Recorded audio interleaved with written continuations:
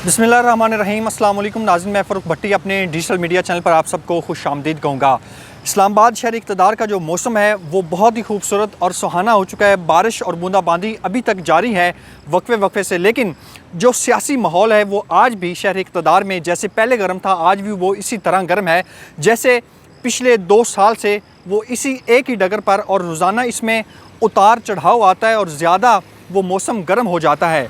तो आज हम मौजूद हैं यहाँ पे कैबिनेट सेक्रेटेरिएट, और ये रास्ता जो मेरे बैक साइड पर आप देख रहे हैं ये वज़ीर आज़म हाउस को जाता है, जहाँ पर बकौल तहरीक इंसाफ, बकौल अपोजिशन जमातें कि यहाँ पर फॉर्म 45 नहीं बल्कि फॉर्म 47 के वज़ीर आज़म जो हैं वो अपनी कुर्सी पर बराजमान हैं, और वो तमाम फ़ैसले जो इस वक्त आइन और कानून के मुताबिक नहीं बल्कि एक डिक्टेशन के मुताबिक करते हैं।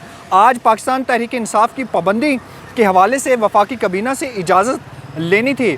पाकिस्तान तहरीक इंसाफ पर जो पाबंदी की ख़बरें हैं वो बहुत गर्दिश कर रही हैं। अब न जाने कि पाकिस्तान तहरीक इंसाफ पर पाबंदी लग सकती या नहीं।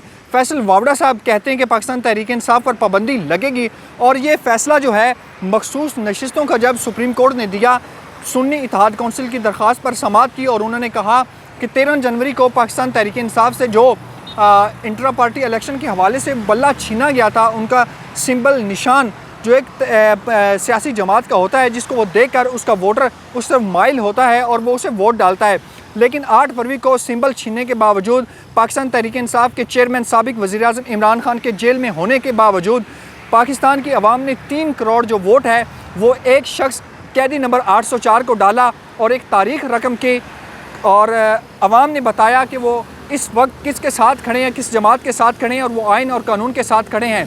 8 फरवरी को जिस तरह इंटरनेट सर्विसेज मुअत्तल की गई, और आज भी पाकिस्तान में इंटरनेट सर्विसेज मुअत्तल हैं, ट्विटर बंद है, लेकिन फॉर्म 47 के जो लोग हैं वो आज भी उसी तरह अपनी कुर्सियों पर बरजमान हैं जैसे वो फॉर्म 45 के मुताबिक इस अपने ऐवान में जीत कर आए हैं।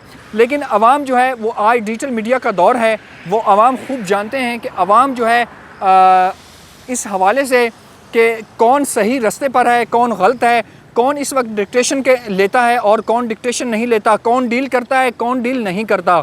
तो इस हवाले से सबसे पहले मैं आपको बताता चलूँ कि मखसूस नशिस्तों का जो मामला है उस वजह से कैबिनेट से ये मंजूरी ली जाएगी कि तहरीक इंसाफ पर पाबंदी लगाई जाए। तहरीक इंसाफ पर सादा सा सवाल है, क्यों पाबंदी लगाई जाए? क्योंकि वो दबाव में नहीं आ रहा है, क्योंकि आइन और कानून के मुताबिक अब अदालतें फ़ैसले दे रही हैं, कानून और आइन के मुताबिक जो है वो अदलिया फ़ैसले दे रही है, और अदलिया अब कानून और आइन के मुताबिक खड़ी हो गई है।